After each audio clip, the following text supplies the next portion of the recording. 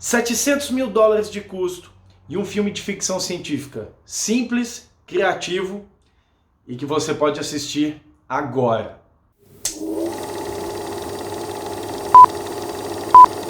Olá, olá! Seja muito bem-vinda, seja muito bem-vindo. Esse é o Cinefilia. A Vastidão da Noite é daquele tipo de filme que não tem uma história a ser contada muito original.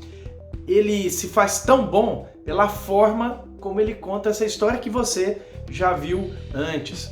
Nesse caso aqui, a gente tem uma dupla de protagonistas, uma telefonista e um radialista, que se deparam com um som, um sinal de rádio que pode ou não ser algo extraordinário, algo militar, enfim. O filme se passa na década de 50 e a gente tem todo aquele lance da Guerra Fria e da descoberta de muita coisa sobre a ciência aplicada no dia a dia daquelas pessoas. E sabe como o filme te captura, como ele te deixa interessado? Primeiro, o diretor Andrew Patterson, que faz a maior parte das coisas aqui, talvez por isso ele tenha conseguido fazer com um orçamento tão baixo, de $700 mil, isso para o cinema americano é uma pechincha. Bom, ele gosta muito de planos longos e isso te engaja no que está acontecendo sem ser chato.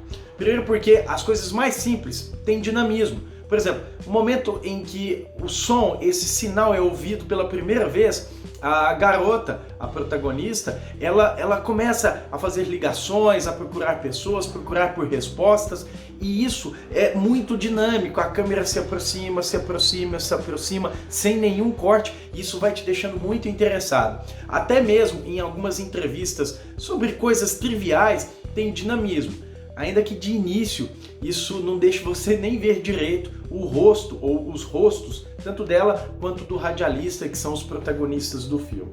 Em segundo lugar, o diretor é muito criativo. Ele consegue criar algumas situações que ajudam até mesmo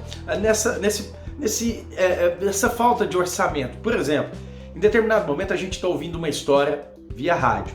O radialista está por telefone e a gente ouve o que obviamente está sendo transmitido ali pela rádio. É uma história super curiosa e a gente ouve aquilo e de repente a tela escurece, a tela vai escurecendo.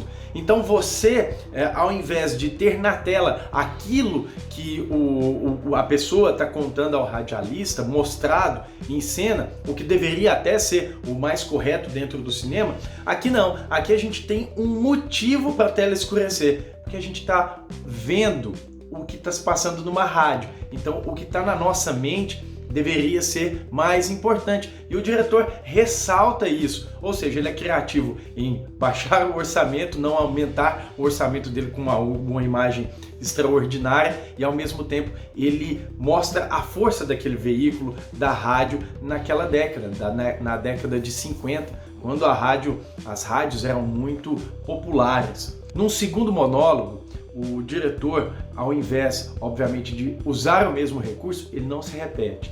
Ele pega a câmera, trava ela no rosto de quem está fazendo esse monólogo, e ali a gente tem uma atuação muito boa, numa história novamente extraordinária, que às vezes é até confundida com uma mentira, mas que a gente sente o que está na cena. Ou seja, o diretor volta a ser criativo e volta a criar algo novo dentro de algo que ele já utilizou anteriormente. E se no início do Vastidão da Noite a gente tem alguns planos muito longos e esses planos se mantêm, mais para o fim, como a tensão vai crescendo, a montagem começa a ser um pouco mais picotada, principalmente em planos de detalhe. Você lembra o que foi feito em Whiplash, quando a bateria está lá sendo tocada, e aí tem uns planos de detalhe que dão muito dinamismo?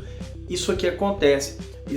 A gente tem, por exemplo, um plano sequência monumental nesse filme, em que a câmera sai do ponto A até o ponto B, passando por um ginásio lotado, para mostrar qual é a situação daquela cidade naquele momento, uma cidadezinha pequena nos Estados Unidos. Então ele sai desse ponto A, passa pelo ginásio para mostrar como a cidade está vazia, esse ginásio está lotado, e vai até o ponto B, que também nos interessa.